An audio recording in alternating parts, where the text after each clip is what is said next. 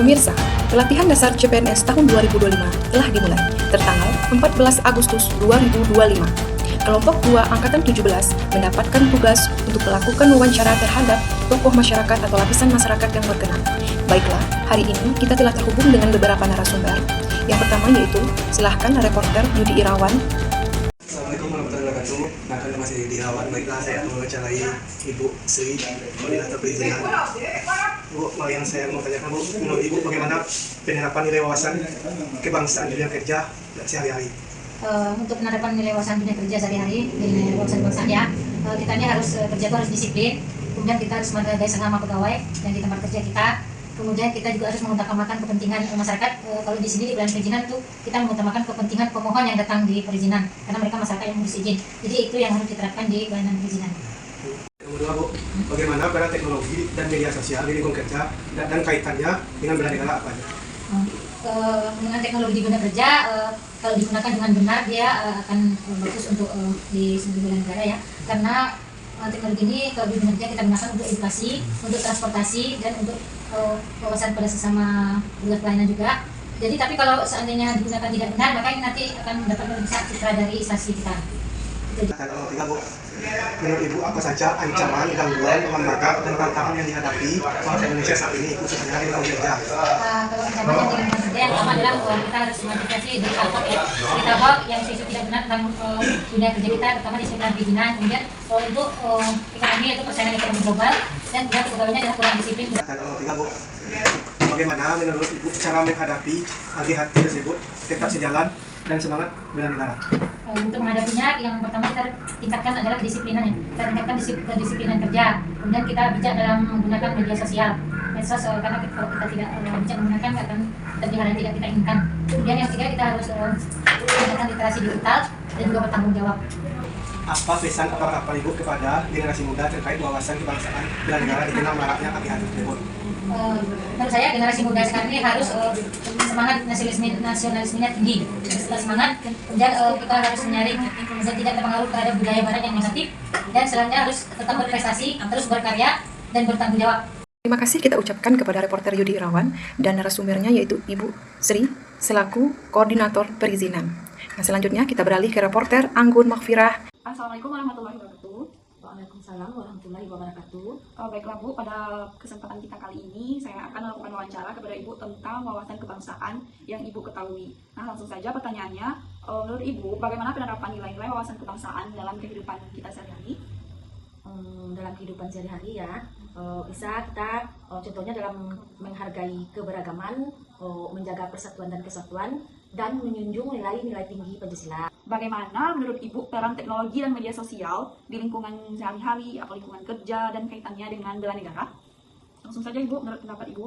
Ya, yang paling penting di sini yaitu media sosial itu memperkuat kesadaran bela negara, di mana media sosial dapat digunakan untuk menerima informasi tentang nilai-nilai kebangsaan. Apa saja ancaman, gangguan, hambatan, dan tantangan atau kita sebut dengan ATHG yang dihadapi bangsa Indonesia saat ini, khususnya tuh yang lebih kecilnya tuh di lingkungan kerja kita, Bu. Contohnya gimana gitu? Ya, oke lah, kita singkatkan saja dengan ATHG ya.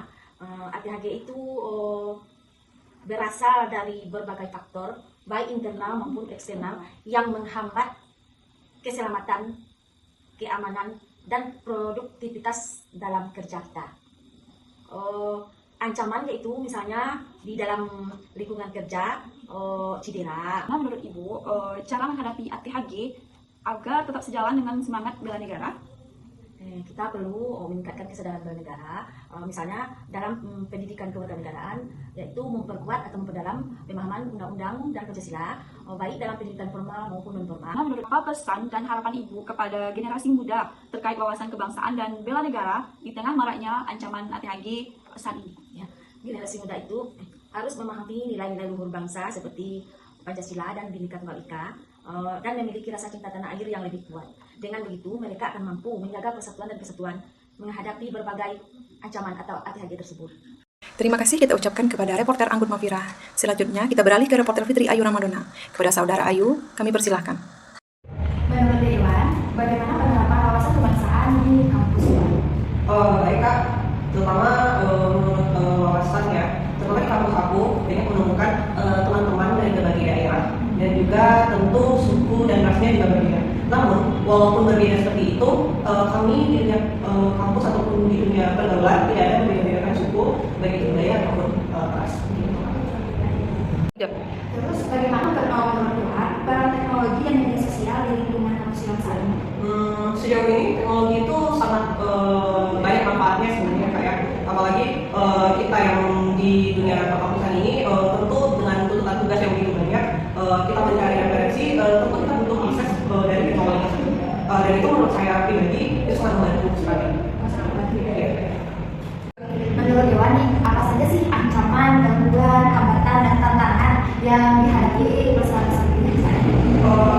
Tantangan ya kayak sejauh ini mungkin menurut saya data mahasiswa atau menurut saya pribadi kami sangat sulit untuk mengakses atau mendapatkan buku. Jadi menurut Dewan nih, bagaimana sih cara menghadapi ancaman, gangguan, hambatan, dan tantangan yang Dewan alami saat ini? Dengan terbatasnya akses tadi ya kayak ataupun buku-buku mungkin ada beberapa hal yang dapat membuat kita sebagai mahasiswa sulit ya dan juga menurut saya sebaiknya dunia pendidikan itu lebih ditingkatkan lagi ya karena dari akses untuk kita browsing tadi apalagi mencari buku tadi ataupun jurnal hal itu masih dalam bentuk sandi ataupun dalam bentuk bayar mungkin itu kendala yang agak berat sekali terus dunia pendidikan ini agar dapat lebih ditingkatkan lagi. Terima kasih kita ucapkan kepada Saudara Ayu. Selanjutnya, kita beralih ke reporter Meldawati. Kepada reporter Melda, dipersilahkan. Oke Sarah, di sini saya mau bertanya tentang bela negara atau wawasan bela negara. Yaitu apa sih yang kamu pahami tentang wawasan bela negara? Wawasan bela negara yang saya ketahui adalah itu kesadaran setiap warga negara tentang pentingnya menjaga kedaulatan, keutuhan, dan keamanan negara. Tidak hanya dalam bentuk militer, tapi juga melalui kontribusi positif di berbagai bidang kehidupan seperti pendidikan, kesehatan, dan lain sebagainya. Berarti Sarah sudah mengetahui tentang sedikit banyaknya bela negara. Kedua itu, mengapa wawasan bela negara ini penting dimiliki oleh seorang mahasiswa? Karena mahasiswa adalah agen perubahan. Kami memiliki peran penting dalam menyuarakan aspirasi rakyat, menjaga nilai-nilai Pancasila, dan memberikan kontribusi intelektual untuk kemajuan bangsa. Bela negara bagi mahasiswa bisa berupa berpikir kritis, tidak mudah terprovokasi, dan aktif dalam kegiatan sosial. Oke, selanjutnya, bagaimana peran mahasiswa dalam menjaga kedaulatan negara di era globalisasi dan digitalisasi saat ini? Ada beberapa contoh, diantaranya yang pertama dengan belajar dengan sungguh-sungguh, tidak menyebarkan hoaks di media sosial, berserta dalam kegiatan kemasyarakatan, dan kerukunan antar mahasiswa dari berbagai latar belakang.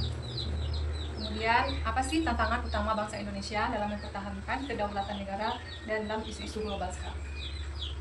Tantangannya berupa pengaruh media sosial dan arus globalisasi yang bisa mengikis rasa nasionalisme. Selain itu, sikap apatis dan kurangnya edukasi tentang bela negara juga membuat banyak mahasiswa kurang peduli dengan isu kebangsaan. Kemudian, menurut Sarah nih, apakah bela negara ini adalah hanya tugas seorang TNI atau Polri? Menurut saya tidak, karena bela negara adalah tanggung jawab semua warga negara, termasuk mahasiswa. TNI dan Polri memang di garis depan dalam hal ini.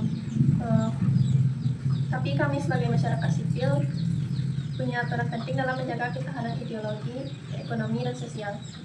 Oke, kemudian bagaimana nih peran pendidikan tinggi dalam menanamkan nilai-nilai bela negara, terutamanya dalam kampus tempat Sarah belajar? Kampus bisa menjadi tempat strategis untuk menanamkan nilai bela negara lewat kurikulum, organisasi kemahasiswaan, dan kegiatan pengabdian masyarakat. Dosen dan sivitas akademika harus aktif mengimplementasikan nilai-nilai kebangsaan dalam proses belajar. Kemudian pertanyaan selanjutnya, apakah Sarah pernah berperan atau terlibat dalam kegiatan yang mendukung upaya bela negara? Ya, pernah. Saya pernah mengikuti pelatihan wawasan kebangsaan yang diadakan oleh kampus dengan bekerja sama dengan Kementerian Pertahanan. Selain itu, saya juga aktif di kegiatan bakti sosial dan diskusi kebangsaan yang membahas isu-isu nasional. Kemudian pertanyaan terakhir nih Sarah, nih apa sih pesan-pesan Sarah untuk mahasiswa yang lain tentang pentingnya bela negara untuk seorang mahasiswa? Pesan saya yaitu jangan anggap remeh bela negara ini, karena hanya soal perang, karena ini bukan soal perang atau senjata, tapi soal bagaimana kita mencintai, menjaga, dan berkontribusi untuk bangsa. Oke, kemudian berarti yang tadi itulah pertanyaan terakhir dari kakak. Jadi terima kasih untuk Sarah yang udah memaparkan pendapatnya tentang wawasan bela negara. Oke, kemudian sekian wawancara antara saya dan Sarah, yaitu seorang mahasiswa. Saya ucapkan terima kasih. Terima kasih kita ucapkan kepada reporter Melda. Kemudian kita beralih ke reporter Peggy Sharlinta. Kepada reporter Peggy, kami persilakan. Oke Mas, perkenalkan sebelumnya nama saya Peggy Sharlinta. Di sini saya mau wawancara Mas. Sebelumnya nama Mas kalau boleh tahu siapa? Dengan Mas Nofri. Oke Mas Nofri, saya ada beberapa pertanyaan. Tolong dijawab ya Mas. Ya. Pertanyaan yang pertama, menurut Mas apa sih wawasan bela negara itu? Wawasan bela negara itu adalah bagaimana kita sebagai warga negara memandang bangsa negara ini. Oke, pertanyaan kedua, mengapa wawasan bela negara itu penting untuk kita sebagai warga negara? Sebagai warga negara kita penting ya untuk mengetahui tentang wawasan bela negara, karena dari situ kita akan tahu bagaimana memposisikan diri kita untuk menjaga keutuhan negara, kemudian membangun negara ini sesuai dengan porsi dan pekerjaan kita masing-masing. Oke bagus, selanjutnya saya mau bertanya, menurut Mas apa saja sih unsur-unsur bela negara kita? Unsur-unsur bela negara ya, yang terpenting yang pertama itu cinta tanah air ya. Oke. Kemudian kesadaran kita terhadap negara ini, kita sebagai warga negara ya, kita harus rela berkorban, kemudian siap untuk membela negara kita ya, tentunya disesuaikan dengan porsi kita masing-masing gitu. Oke, pertanyaan selanjutnya, menurut Mas bagaimana hubungan antara wawasan kebangsaan dengan wawasan bela negara? Wawasan kebangsaan dengan wawasan bela negara. Kalau saya rasa ini sangat berhubungan erat ya, karena kan wawasan kebangsaan itu bagaimana kita memandang kita sebagai warga Indonesia adalah satu bangsa yang utuh gitu ya. Kemudian dari rasa kita ingin menjaga keutuhan ini yang akan dituangkan nanti dalam bentuk bela negara itu sendiri. Oke, bagus ya Mas. Pertanyaan terakhir, apa saja tanggapan apa saja sih tantangan menurut Mas dalam kita mewujudkan bela negara di era yang sudah modern ini? Tantangannya kalau yang nampak sama saya sekarang adalah ini ya, banyaknya kultur atau budaya asing yang masuk. Kemudian semakin kesini tentunya generasi-generasi yang sekarang ada indikasi-indikasi bahwasanya nasionalisme itu mungkin agak luntur gitu ya dari masa ke masa. Mungkin itu yang nampak sama saya. Oke, terima kasih ya Mas atas waktunya. Semoga yang Mas sampaikan bisa Mas terapkan dan semoga bermanfaat untuk kita semua. Amin.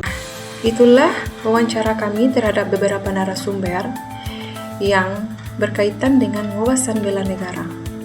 Nah, sekian dari kami, kelompok 2 Angkatan 17. Terima kasih. Wassalamualaikum warahmatullahi wabarakatuh.